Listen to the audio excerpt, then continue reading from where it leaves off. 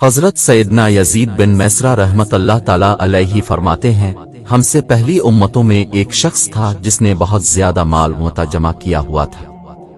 اس کی اولاد بھی کافی تھی، طرح طرح کی نعمتیں اسے میسر تھیں۔ کثیر مال ہونے کے باوجود وہ انتہائی کنجوس تھا، اللہ پاک کی راہ میں کچھ بھی خرچ نہ کرتا، ہر وقت اسی کوشش میں رہتا کہ کسی طرح میری دولت میں اضافہ ہو جائے۔ جب وہ بہت زیادہ مال جمع کر چکا تو اپنے اب سے کہنے لگا، اب تو میں خوب عیش و عشرت کی زندگی گزاروں گا۔ چنانچہ وہ اپنے اہل و عیال کے ساتھ خوب عیش و عشرت سے رہنے لگا۔ بہت سے خدوم ہر وقت ہاتھ باندھے اس کے حکم کے منتظر رہتے۔ الغرض وہ ان دنیاوی آسائشوں میں ایسا مگن ہوا کہ اپنی موت کو بالکل بھول گیا۔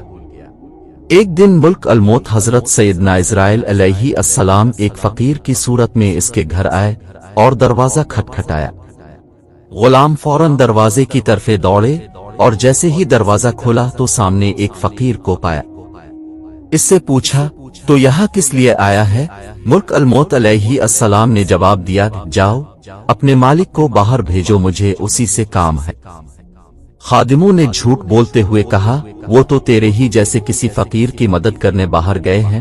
حضرت سیدنا ملک الموت علیہ السلام یہ سن کر وہاں سے چلے گئے۔ کچھ دیر بعد دوبارہ آئے اور دروازہ کھٹکھٹایا۔ غلام باہر آئے تو ان سے کہا، جاؤ اور اپنے آقا سے کہو میں ملک الموت علیہ السلام ہوں۔ جب اس مالدار شخص نے یہ بات سنی تو بہت خوف زدہ ہوا اور اپنے غلاموں سے کہا، جاؤ اور ان سے بہت نرمی سے گفتگو کرو۔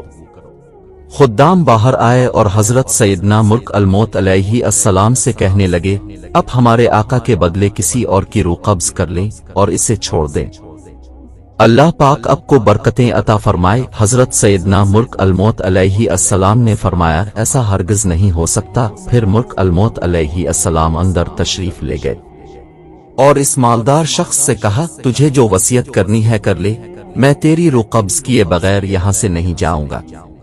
یہ سن کر سب گھر والے چیخ اٹھے اور رونا دھونا شروع کر دیا۔ اس شخص نے اپنے گھر والوں اور غلاموں سے کہا، سونے چاندی سے بھرے ہوئے صندوق اور تابوت کھول دو اور میری تمام دولت میرے سامنے لے آؤ۔ فورائے حکم کی تعمیل ہوئی اور سارا خزانہ اس کے قدموں میں ڈھیر کر دیا گیا۔ وہ شخص سونے چاندی کے ڈھیر کے پاس آیا اور کہنے لگا، اے ذلیل و بدترین مال، تجھ پر لعنت ہو، تو نے ہی مجھے پروردگار عز و جل کے ذکر سے غافل رکھا، تو نے ہی مجھے آخرت کی تیاری سے روکے رکھا۔ یہ سن کر وہ مال اس سے کہنے لگا، تو مجھے ملامت نہ کر، کیا تو وہی نہیں کہ دنیداروں کی نظروں میں حقیر تھا؟ میں نے تیری عزت بڑھائی، میری ہی وجہ سے تیری رسائی بادشاہوں کے دربار تک ہوئی، ورنہ غریب و نیک لوگ تو وہاں تک پہنچ ہی نہیں سکتے۔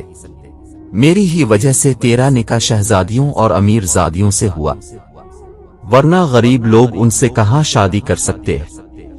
اب یہ تو تیری بدبختی ہے کہ تو نے مجھے شیطانی کاموں میں خرچ کیا، اگر تو مجھے اللہ عز و جل کے کاموں میں خرچ کرتا تو یہ ذلت و رسوائی تیرا مقدر نہ بنتی۔ کیا میں نے تجھ سے کہا تھا کہ تو مجھے نیک کاموں میں خرچ نہ کر؟ آج کے دن میں نہیں بلکہ تو زیادہ ملامت اور لعنت کا مستحق ہے۔ اے ابن آدم، بے شک میں اور تاف دونوں ہی مٹی سے پیدا کیے گئے ہیں، بس بہت سے لوگ ایسے ہیں جو نیکی کی راہ پر گامزن ہیں اور بہت سے گناہوں میں مستغرق ہیں۔ امام ابن جوزی علیہ رحمت اللہ القوی فرماتے ہیں، گویا مال ہر شخص سے اسی طرح کہتا ہے، لہذا مال کی برائیوں سے بچ کر رہو اور اسے نیک کاموں میں خرچ کرو۔